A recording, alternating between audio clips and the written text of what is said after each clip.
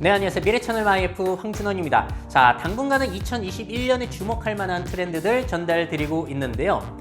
사실 이번 시간은 트렌드들 전달드리기보다는 현대자동차에서 2021년에 새롭게 선보일 제품 한 가지를 좀 주목해보고 싶어요. 자, 올해까지 나온 자동차는 저런 것들인데 내년부터 나올 자동차들은 좀 다릅니다.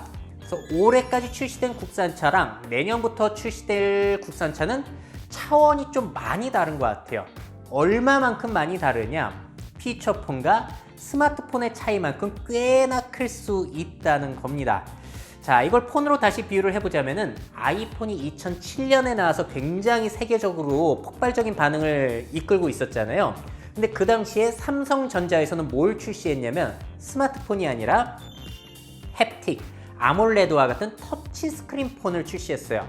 자, 터치가 된다는 점은 똑같지만 그 안에는 스마트 기능이 없었던 애매한 제품을 내놨던 거죠. 근데 자동차도 똑같았어요. 테슬라라는 혁신적인 제품이 버젓이 판매가 되고 있는데 현대에선 뭘 내놨었죠? 아이오닉, 코나와 같은 그냥 애매한 전기 자동차. 전기 자동차라는 측면은 똑같지만 무선 업데이트 기능, 자율주행 기능과 같은 혁신적인 기능들은 다 빠져 있었단 말이죠. 자, 삼성으로 다시 비유를 해보자면은 그래도 삼성이 터치 스크린만 고집한 게 아니라 그 내년 내후년에 드디어 갤럭시라고 하는 스마트폰을 출시하게 되는데요. 아이폰보다 늦기는 했어요. 하지만 아이폰보다 더 나은 점들도 있는 그런 제품을 출시해서 계속 성장을 이끌어냈잖아요. 그래서 제가 기대하는 건 이겁니다. 내년에 현대의 전기 자동차가 새롭게 출시된다고 하는데 얘네들이 테슬라랑 대결을 했을 때 테슬라보다 더 나은 측면이 있는 좋은 제품일지 이게 너무나 기대가 된다는 거예요.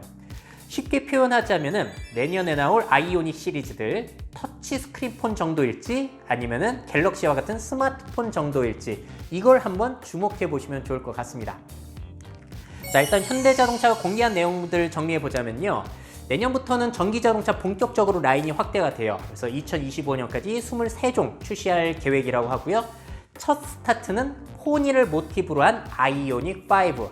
자, 이거는 컨셉 모델이고요. 지금 스파이샷은 이렇게 곳곳에서 목격이 되고 있고 최근 광고를 보시게 되면은 그 모습이 슬쩍슬쩍 저렇게 나오고 있는데 꽤나 미래지향적으로 생겼습니다. 똑같이 나올지 어떨지는 한번 지켜보셔야 될 것 같고요. 겉모습이 중요한 게 아니죠. 많은 분들이 언론을 통해서 보셨겠지만 현대자동차 최초의 플랫폼형 전기자동차라는 거예요. 그래서 내년부터 출시될 현대 전기자동차는 모두 동일하게 이 GMP라고 하는 뼈대, 동일한 플랫폼 위에 쌓아 올리게 되는 겁니다. 저기 위에다 높게 쌓아 올리면 SUV 되는 거고 낮게 쌓아 올리면 세단이나 스포츠카가 되는 거고 뭐 이렇게 바뀐다는 거죠. 배터리는 이제 평평하게 아래에 깔려있는 테슬라의 방식을 사용하고 있습니다.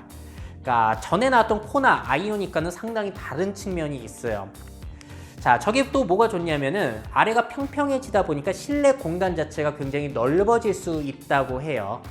자, 현대자동차에서는 차체는 소나타급인데 내부 공간은 팰리세이드보다 더 넓다라고까지 이야기를 하고 있습니다. 뭐 이거는 테슬라랑 똑같은 거니까 그렇게 혁신적이라고 볼 수 없는데 이거는 달라요. 야, 커다란 보조 배터리 역할을 할 수도 있다. 자, 왜냐면 내부에 220V 콘센트가 있거든요. 전자제품 그냥 꽂으시면 돼요. 외부에서도 꽂을 수 있는 곳이 있다고 합니다. 테슬라엔 이거 없는 거라서 테슬라보다 나은 측면이 있는 거예요. 여러분들이 캠핑을 가셨다. 자동차 배터리를 다 뽑아가지고 이제 인덕션 돌린다든지 에어컨 히터 돌린다든지 별의별 것들을 다 돌릴 수가 있게 되는 거예요. 이거를 시동을 꺼놓고도 사용할 수 있다고 하고요. 내년에 현대 아이오닉 5 기아 이매진에 장착이 될 것 같다고 합니다. 이 용량을 보시게 되면은 4인 가구 기준 약 일주일간 사용 가능한 전기라고 하니까 굉장히 풍족하게 사용할 수 있다는 거예요. 현대자동차에서 이렇게 표현을 하더라고요. 이동수단에서 생활공간으로 자동차가 그 영역이 확대가 된다. 자, 이렇게만 본다면 야, 그러네. 자동차라는 것이 꽤나 앞으로는 역할이 커지는구나 라고 볼 수가 있는 거예요. 그러니까 지금 전기차 사셨던 분들은 좀 내년부터 억울하실 수도 있으니까 조금은 지금 구매를 참으셔야 되는 시기인 것 같습니다. 자, 그리고 또 테슬라보다 좋은 점이 있어요. 더욱 충전이 편리해진다. 자, 물론 220V는 당연히 되고요. 400V 급속 충전은 이거 테슬라에서도 되는 거라서 여기까지는 뭐 별다른 특징 없어요. 근데 800V의 초고속 충전이 되는데 이건 테슬라에서 안 되는 거예요. 초고속 충전이라고 하니까 더 빠르다는 얘기죠. 일단 배터리 용량만 보자면은 1회 충전 시 주행거리가 최대 500km 이상이라고 하니까 꽤나 여유롭죠. 지금까지 나왔던 것보다는. 근데 800V로 초고속 충전을 하게 되면은 18분 만에 거의 완충이 된다는 거예요. 18분 만에. 이것보다 더 좋은 점, 5분만 꽂아 놓으면은 100km 주행이 가능하다. 불편한 점들 많이 해소해 준다는 거예요. 기존 급속 충전, 초고속 충전 모두 가능한 시스템이라서 이거는 테슬라보다 나을 수 있습니다. 테슬라가 그 플랫폼 뼈대를 바꾸지 않는 이상. 자, 근데 물론 충전기가, 급속 충전기가 얼마나 설치될지는 조금 미지수라고 볼 수 있겠죠. 그리고 제가 제일 주목하는 점이 이거예요. 드디어 국산 OTA가 시작이 되는 건가? 자, 테슬라가 잘 팔리는 이유는 전기 자동차라서가 아니라 바로 이 OTA, Over the Air, 무선 업데이트 기능이라고 제가 전에도 말씀드렸잖아요. 자, 똑같은 자동차인데 업데이트만으로 속도와 충전 시간이 좋아지고 외부 카메라가 다른 기능으로 쓰인다든지 그 안에 디스플레이로 곳곳에 이것저것 영상을 보게 해준다든지 갑자기 게임 기능이 생겨가지고 주차를 해놓은 다음에 저런 레이싱 기능을 즐길 수 있게 해준다든지 원래는 자동차가 부르면 오지도 않았는데 부르면 올 수 있는 호출 기능이 생겨난다든지 그리고 제일 핵심은 자율주행 기능이 해마다 발전한다는 거 업데이트만으로. 자, 이제는 신호만 볼 수 있는 게 아니라 좌회전 우회전을 스스로 해내기 시작했죠. 그러면 내년엔 또 뭐가 될까? 내년엔 또 뭐가 될까? 이런 기대감을 가질 수 있는 게 이 테슬라 OTA의 핵심이라고 볼 수 있겠습니다. 자, 근데 현대차도 내년부터는 OTA 시대가 올 것이라고 보도를 제가 접했거든요. 물론 이게 아이오닉 5부터 될지 제네시스 전기 자동차부터 될지는 몰라요. 그래서 저는 자동차를 사게 된다면은 OTA 기능 없는 자동차는 신차로 구매하지 않을 생각입니다.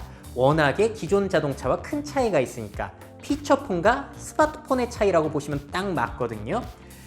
자, 그래서 한국 맞춤형 OTA 서비스가 과연 테슬라보다 나은 측면이 얼마나 있을지 여기에 주목을 해보시는 것도 좋을 것 같아요. 아이폰과 갤럭시 폰의 차이 정도라고도 볼 수 있겠죠.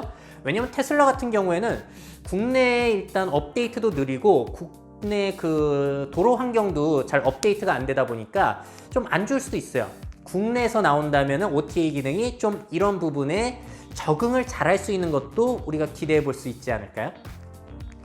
자, 그래서 이제 내년부터 우리가 저런 OTA가 되는 전기 자동차를 사시게 된다면은 본격적인 이동통신기기 자동차를 구매하시는 거거든요. 자, 최근에 현대기아 자동차가 기간통신 사업자 등록을 했습니다. 이게 뭐냐면은 알뜰폰 사업자랑 똑같은 거예요. 자, 자세히 정리를 해볼게요.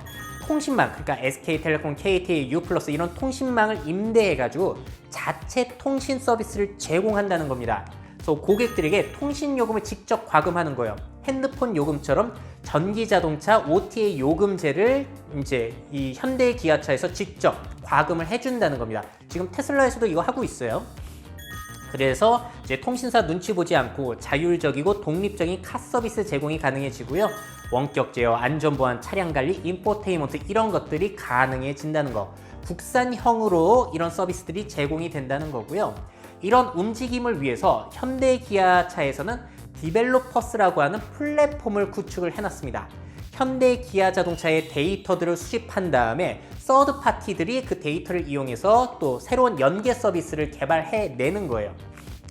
예를 들어서 마이클이라는 곳과 차량 관리 제휴를 맺었다고 해요. 그럼 차량과 저 어플리케이션이 통신이 되다 보니까 주행거리 얼마나 남았습니다. 오늘 저녁에는 기름 없으니까 충전해야 될 것 같아요. 아니면 기름 넣어야 될 것 같아요. 이런 것들을 어플로 알려줄 수 있다는 거고요. 통신이 되니까요. 출장 세차를 나왔을 때 이제 차문을 열어준다든지 그런 것도 원격으로 되는 거고 내 자동차에 얼마나 주행을 하고 그런 것들을 파악한 다음에 내 운전 습관에 꼭 맞는 보험 상품을 출시해 줄 수도 있는 거고요.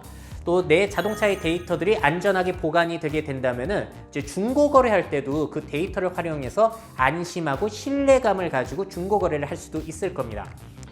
또 좋은 점은 이런 서비스들도 가능하다고 해요. 내 차를 파는 최적의 타이밍을 데이터들 이용하고 저 회사가 중고 서비스 그 어플리케이션 회사가 분석해가지고 사용자에게 알려줄 수도 있다는 겁니다. 또 최근에 나온 기사는 네이버와 제휴를 맺었어요. 그래서 앞으로 현대자동차 안에서 네이버 검색, 지도, 쇼핑, 웹툰을 이용할 수 있다. 차량 관리 정보를 또 네이버 알림을 통해서 확인할 수 있을 것이라고 이야기하고 있습니다. 본격적인 통신 장비가 된다는 건데 지금 차 구매하시면 저게 안 돼요. 내년에 OTA가 되는 자동차를 구매하셔야지 가능하다는 거고요. 물론 지금도 OTA 저런 서비스 가능한 자동차가 있는데 자율 구매라든지 그 차량 제어까지 가능하려면은 내년에 그런 게 되는 테슬라와 같은 기능을 가진 현대 기아 자동차 아니면 쌍용 자동차 이런 것들을 구매하셔야지만 됩니다. 그러니까 올해까지의 자동차와 내년부터의 국산차는 완전히 다르다는 거예요. 테슬라 형식으로 바뀌게 되니까.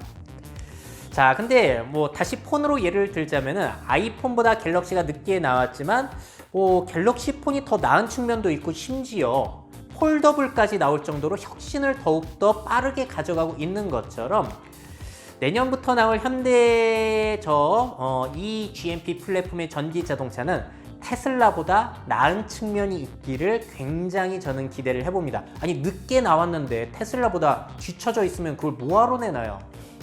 그래서 내년에 나올 이 현대 전기 자동차가 터치 스크린 폰일지 스마트폰일지 한번 지켜보신다면은 꽤나 재미난 구경거리가 되지 않을까 생각이 들었습니다. 자, 오늘 준비한 내용은 여기까지이고요. 다음 시간에 또 2021년에 주목할 만한 트렌드 가지고 찾아뵙도록 할게요.